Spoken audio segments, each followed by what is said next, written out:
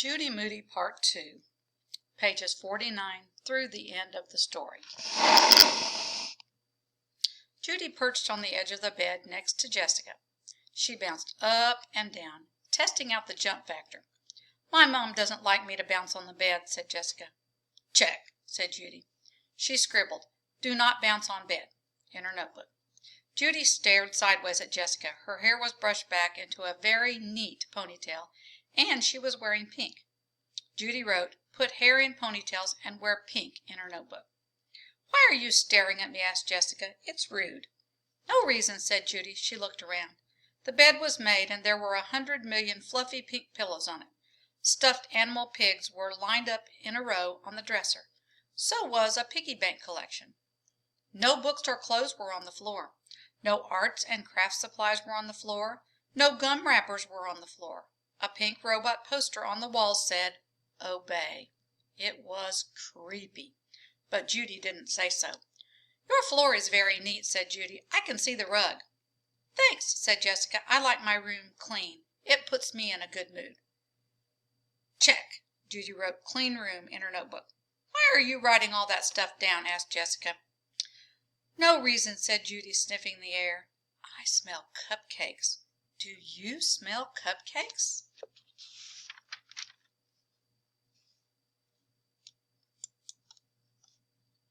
Jessica cackled. "That's my lip gloss." She flipped open a teeny tiny pink plastic cupcake.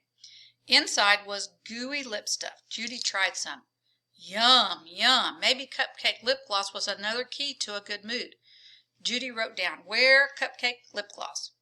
"You like smiley faces, huh?" In Jessica's room, Judy saw a smiley face pillow, pencil holder, and paper clips. She saw smiley face sunglasses and slippers. Even a smiley face mobile hung over Jessica's desk. She picked up Jessica's smiley face magic 8-ball. "Can I try?" Jessica nodded. Judy had a burning question, but it was a secret, so she asked herself the question silently.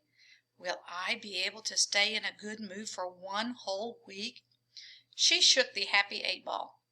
"Nice outfit." She asked the question and shook it again. "Your breath is so minty." She tried again. "You smell great."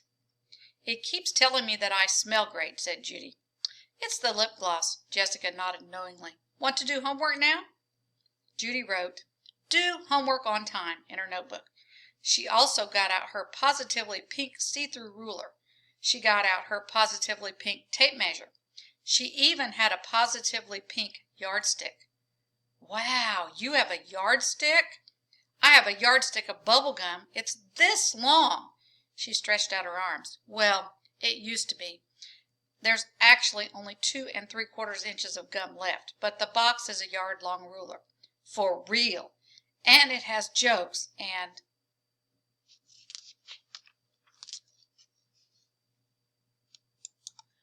"I wouldn't use it for homework if I were you," said Jessica. Judy looked around for something to measure. "Do you have a cat?" "We could measure stuff like the cat's tail," said Judy. Jessica crinkled her forehead. "I was just going to measure the carpet." She started to stretch the tape measure across the rug. Boring. This being in a good mood was harder than it looked. Judy's fingers itched. If only she were back in her closet with her finger knitting. She stared at Jessica some more. "Do you ever miss the bus to school?" Judy asked. Jessica wrinkled her forehead again. "Why would I do that?" "I mean, are you ever late to school?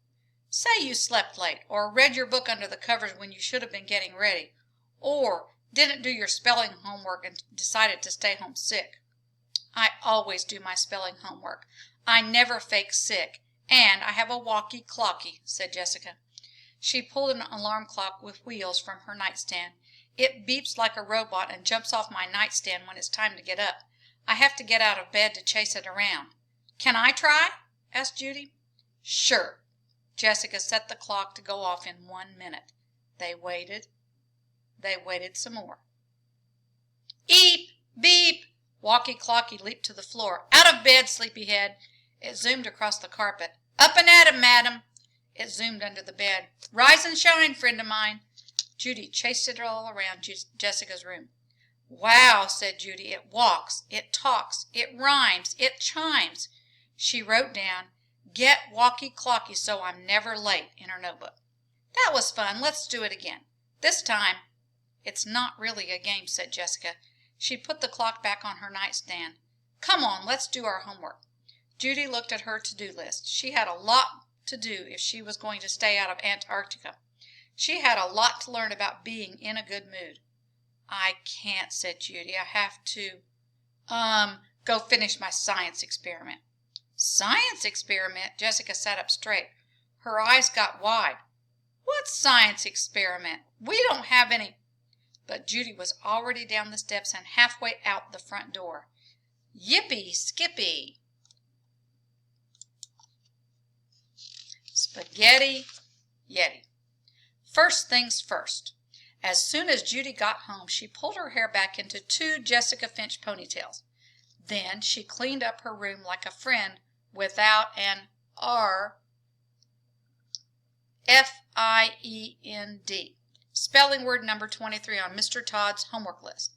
Definition: maniac. She huffed and puffed, picking up books and games and art supplies and stuffed animals. Yanorama. Mouse watched her every move. She huffed and puffed. More putting away shirts and shorts and socks and pajamas. Boring times 2. Mouse pounced on a sock. Give it. It's not playtime, Mouse. I wish.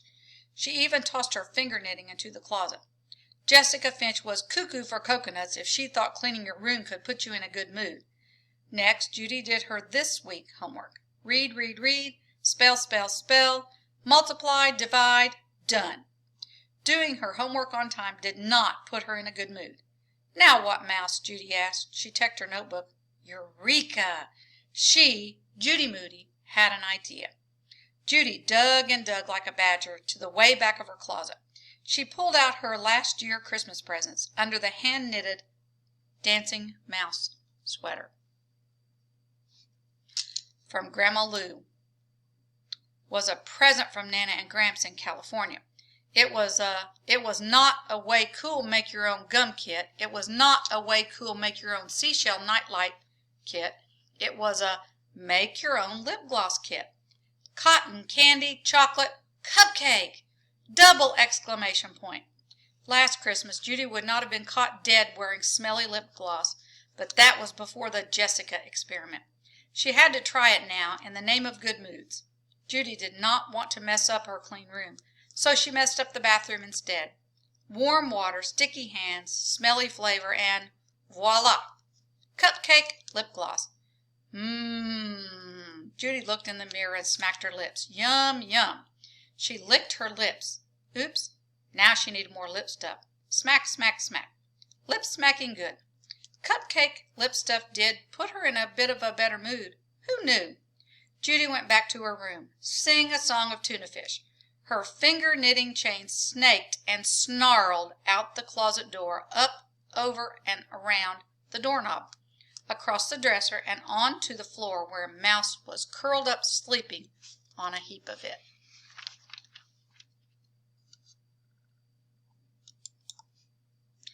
Judy tugged an end out from under Mouse. "Who yarn bombed my clean room, Mouse?" she said. "Don't even try to say it was stink." At last she had time for her new rave finger knitting. She went to her closet to get some more yarn, but there was no more yarn. Not one ball, not one skein, not even a snippet. She was O-U-T out. Judy ran downstairs. "Mom! Mom! Can we go to Bullseye? It's a yarn emergency." "Sorry, honey," said Mom. "All this yarn costs money. Let's wait and ask Grandma Lou for some yarn next time we see her." "But—" Judy was about to say it was so not fair. Judy was about to say she could not wait. Judy was about to stomp up the stairs, but that would mean she was in a mood. Not a good mood, a bad mood. It was only GMD number 1. Good mood day number 1. Judy had to be stomp free for the rest of the week. This being in a good mood all the time sure was not as easy peasy mac and cheesy as it looked.